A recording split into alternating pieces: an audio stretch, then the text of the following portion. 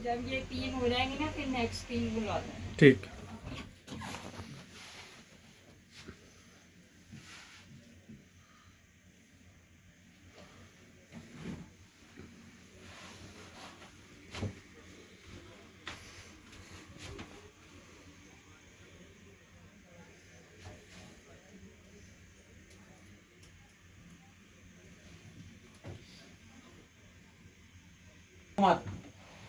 विनोद है ना इनका? हाँ जी विनोद है।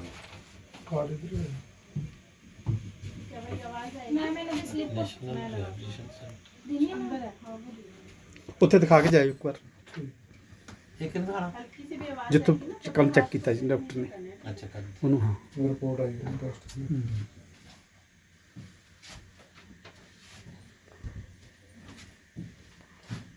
ਲੈ ਜਾਓ।